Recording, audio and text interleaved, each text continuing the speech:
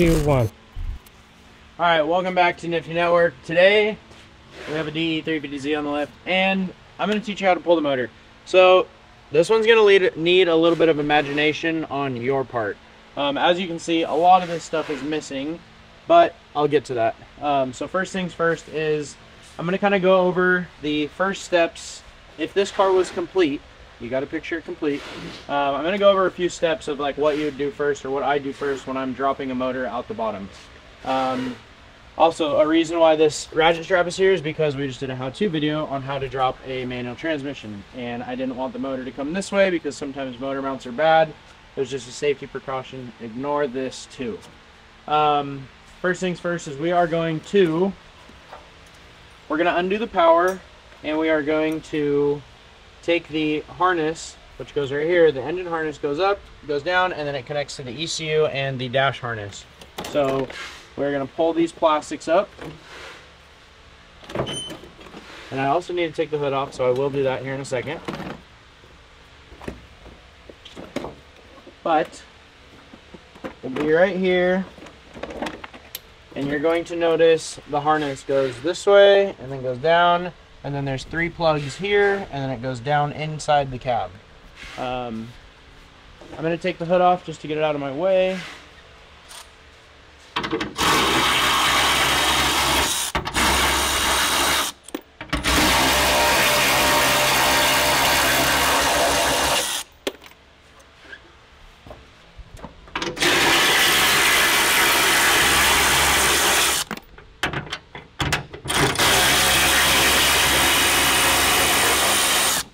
And whether you are dropping a motor or pulling it out with a cherry picker, I always recommend pulling the hood off. The hood always gets in your way. So you have 4 12s to take the hood off. And then the hood comes off like that. Okay, now that the hood is off, I am going to take the battery out. And normally, to get the battery out, there is like a long post that has a hook on it, and there's a 10 mil nut there and a 10 mil nut there with another hook. This car doesn't have it. Yeah, so it made my life a little easier, but you might not know what you need to do now. But if you are dropping a motor, I think you can pull a battery out. So we're going to take a 10 mil and undo the battery terminals. I wish there was like a terminal that would allow, because like the nut is so big and then the terminal hits it. I've always hated that. Like, they just need to have it come off just a little bit more.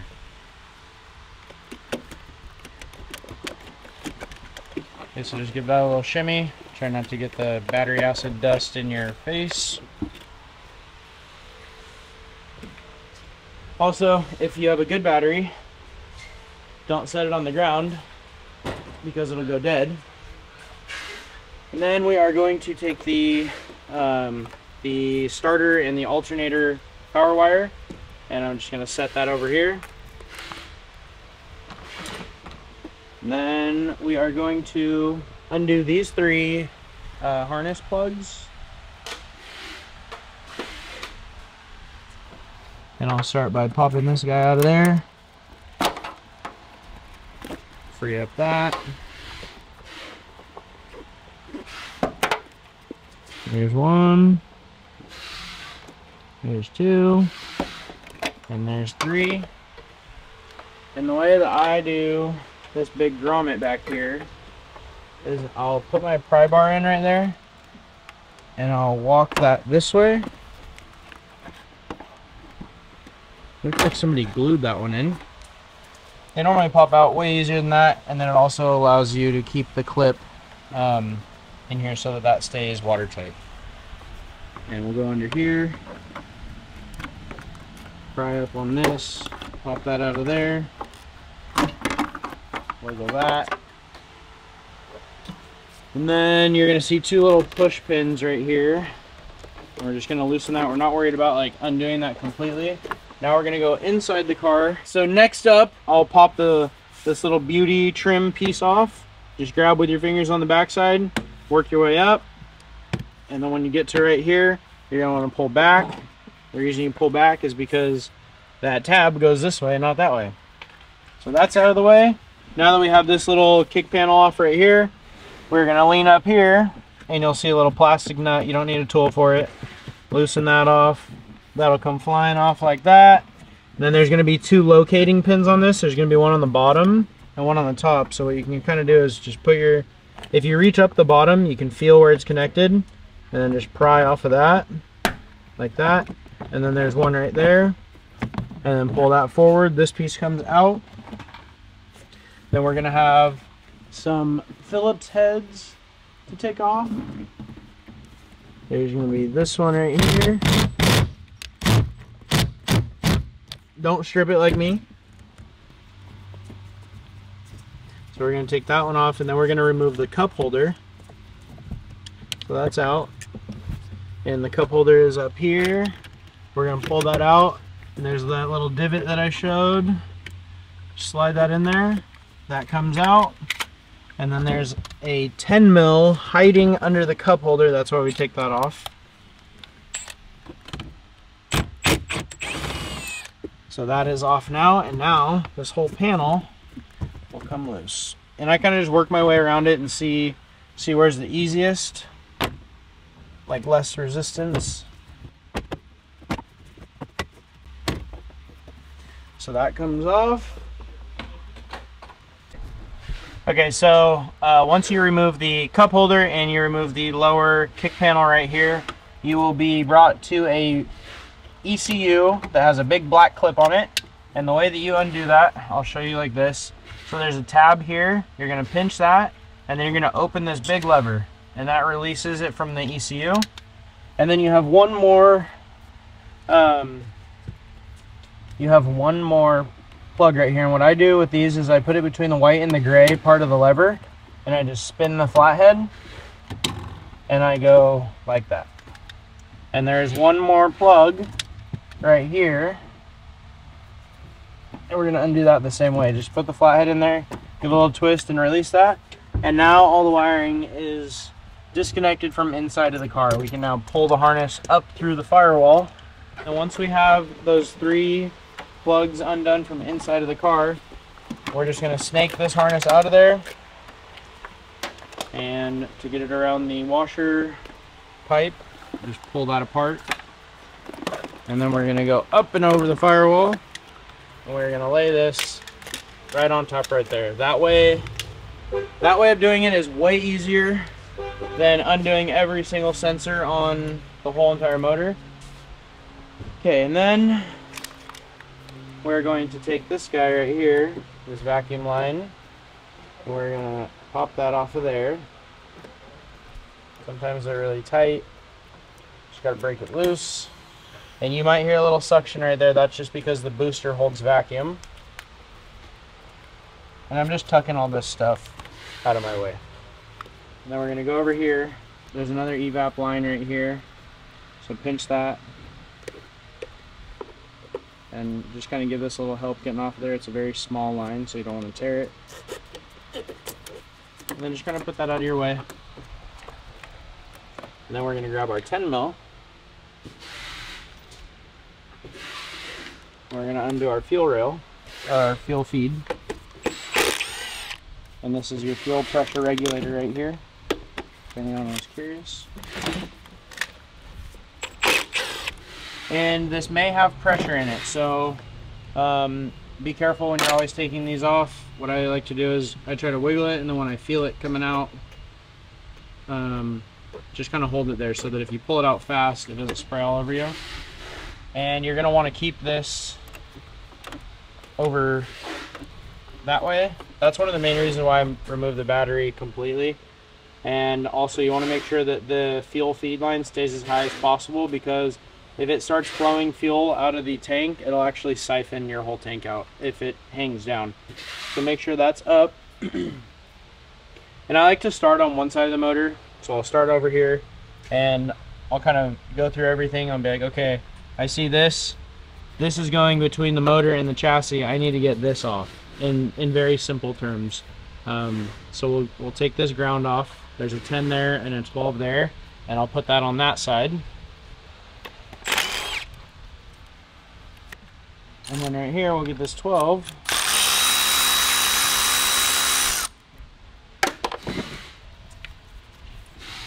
And then there's going to be a little plastic clip right here. So I'll push the back side of it. Get that to release so we don't destroy the clip. And then we can just kind of tuck this out of our way. You can tuck it up there if you want so that you remember to do it.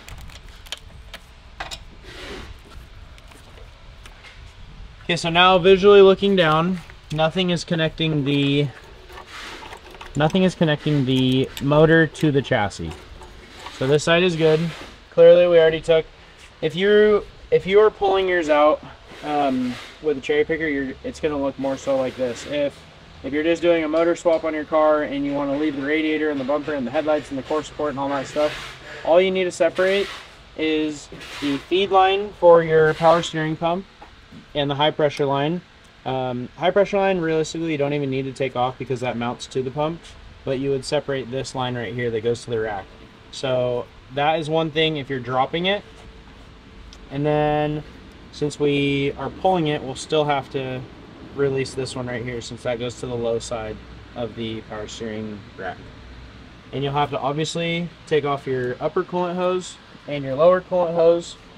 And if it is an automatic car, you're going to have transmission lines that come right here, and there's going to be two metal lines, and then they go to the radiator because the radiator actually has a transmission cooler inside of it. So those two lines will be there. Then you come to this side, and this side's pretty bare. All you really have to worry about is the ground right here. It's a very small ground. It wasn't even on actually, but there's just a push tab on the back of this, and this wiggles off. So you press right there on that top part, and that releases that. So basically all this is done, and that is assuming that you undid your air compressor or your AC compressor lines, your high side and then the low side that goes into the condenser. Other than that, the motor is free from the engine bay besides the coolant pipes, and I'll show you why I'm going to wait for those. Luckily DEs are a lot easier to get to the coolant, the heater core coolant lines. On some of the cars they're way farther back, so I'll actually wait until the motor is either starting to drop or coming out with the cherry picker to get those, because you're able to get pliers back there and you're able to get the hose off without completely stretching it too far or ripping it.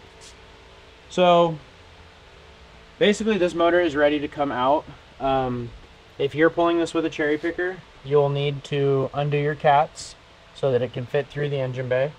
You can pull a motor, you can pull a DE with the transmission connected to it, and you can also take it off. If you take it off, then you need to have like a floor jack holding the transmission up, because when you separate the trans and the motor, the trans will want to fall down. So just make sure to support the trans with a floor jack, and then you can cherry pick this out. It could come out right now, realistically. But we're gonna drop this from the bottom. This car was also crashed, so there is damage to this right side. Okay, so now that we have everything cleared around the motor essentially could come out. We're going to come to the suspension side of things, and we are going to remove the wheel.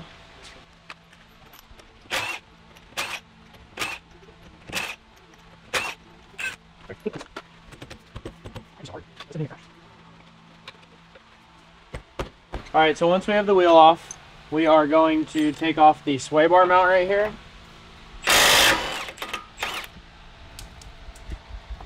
Like so. And then that will just kind of hang over there.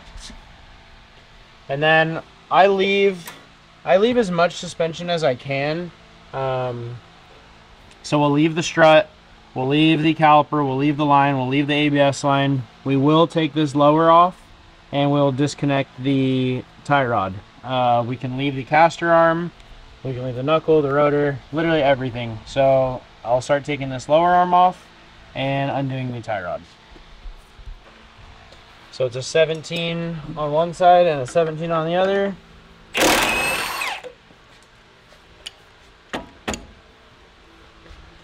And if you need help getting the bolt out, I'll tap it with either like a rubber mallet or the back of the impact, and I'll hold the wrench on the head side and I'll hit loose, like lefty loosey on my gun, and it just pulls it right out.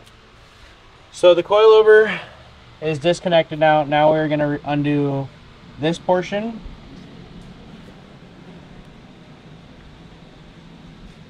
Actually, realistically, you would only have to do this side, because since this isn't connected, we can drop that down and leave more on. So it's a 19 on the back.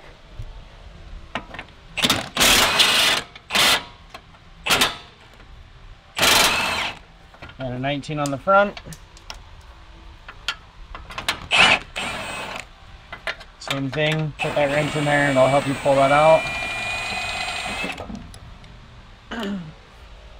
And you saw that once you pulled that out, the arm dropped down, and we will be able to put this out of our way, like so.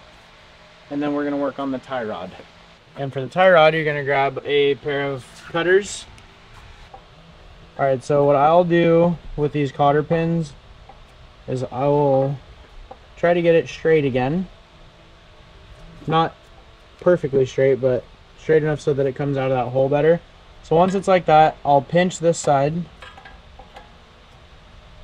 and then I'll just twist the cotter pin until it gets past the nut, and then I'll use my dikes as pliers, or cutters, whatever you want to call them.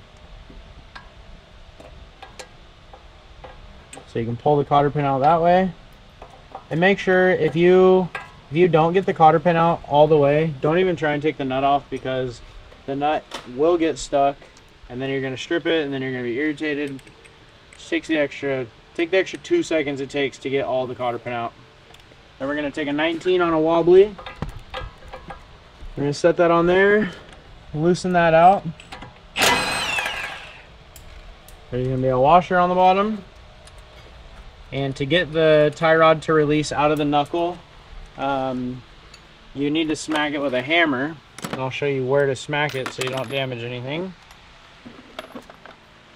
So you're going to want to hit it right, like right on this corner. You just smack it a few times. Let me get under here.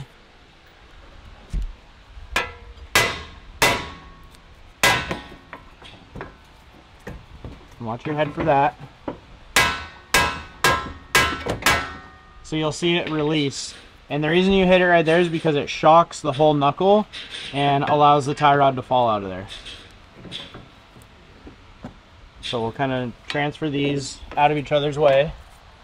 Just spin this sideways, and you'll have the tie rod just hanging there. And now you have like an empty subframe, and you'll be able to drop the motor. Obviously, you'll need to have the drive shaft disconnected, the exhaust taken out, and the shifter. If it's a shifter or a manual car, you'll have to have the shift knob off, or if it's an auto car, there's a shift lever that you'll have to take off as well. But if you're to this point, now we can go to the steering column, and then it takes 2 12s, so we will undo those next. There's one, and there's 2. And since this car isn't going back together, I'm not going to mark it, but if your car is going back together, you want to make a mark on anywhere on the knuckle. So let's say that when we took it off, the knuckle was right there, and there's the little blue piece, and that's the steering column. And the reason you do that is so that it lessens the chance of you being super off with your alignment. 9 times out of 10, you won't be able to get the spline perfectly on right there, but you'll at least be close. If you're really far off, like if you put this on and the line is really over there, like it's super off, then you're gonna have an ABS light, you're gonna have a traction light, your clock spring is gonna be all freaked out on what's happening. So do that, and then if you're dropping it, when you drop it on the cart, it will just slide right out of there. And if you're pulling it with a cherry picker, then you'll have to pry that off. Sometimes they're loose, sometimes they're not. This one seems like it's going to be a pain, so I'm not even going to waste my time. If you are pulling it with a cherry picker, you will have to separate that. And yeah, this side's done. We'll go to the other side and do the same thing. Obviously, we aren't going to deal with the steering shaft, but everything else is the same. This part's all smoked, so I'm just going to duplicate what I did on that side. All right, so now that we got the drive shaft disconnected, we got the exhaust out, we have the lower control arm separated off of the subframe, we have the outer tie rod disconnected from the knuckle, we have our steering shaft undone, we have our harness pulled through. The last thing we have is the power steering line right here, so we need to separate that one, and then we have the heater core coolant lines. But I'll do the coolant lines once this is set down on here, because I'll be able to get to them easier. And these are those fun lines that I don't like. I don't know why they're so tight on here. Let's see here. So we'll get that little plier tool in here and get that in between the line and the mount. Kind of takes some forcing, I'm not gonna lie.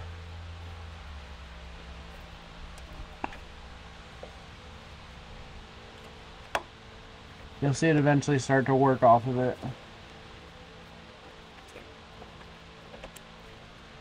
Once you get it to that certain height, the pliers are able to catch on that rib, so it makes it easier. And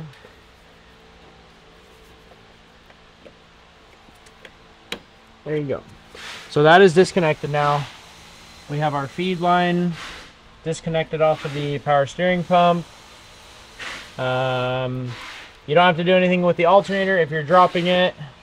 You don't have to do anything with the alternator if you're pulling it with a cherry picker, because the power wire will go up and go over, but we already took that off and laid it on the motor. If you are pulling it with a cherry picker, you will need to undo both sides of the motor mounts. This side and this side on the bottom, they are 17s. I'm going to leave mine connected right now because I don't have a trans on the back of that, and I don't want it to be more not as sturdy. So I'm going to leave those on, hoping that they're good mounts. And then I'm going to drop it on this cart and undo the coolant hoses. And then the motor will be out. And then make sure, if you are dropping it and you don't have a transmission connected to it, make sure that you don't crush your harness. So I'm just pushing that out of the way to make sure, because the cats still are on this. So you'll see the motor kind of rotate forward. And I always stop when I see the car starting to lift, like just a tiny bit. So we're gonna grab our 19 on an extension with our impact, and we are gonna unbolt the subframe, and it'll fall like maybe a ½ inch, so don't be alarmed.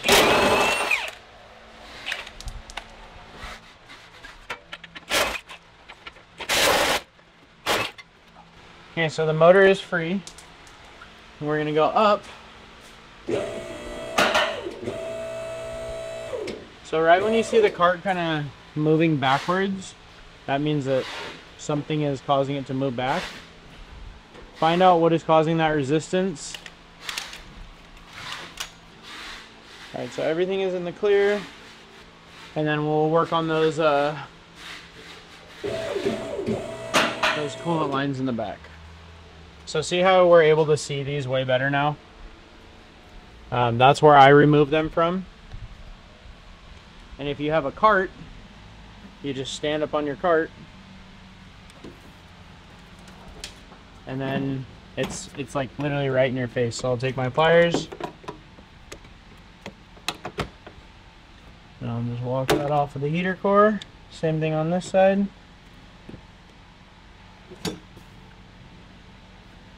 So that is free. And then open up your channel locks a little bit, and we're just gonna break this hose loose off of the heater core.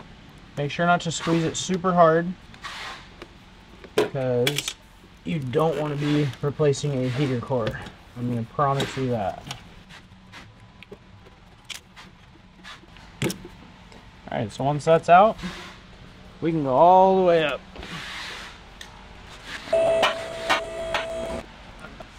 So yeah, when you're going up, just take a second and walk around it, make sure nothing's catching.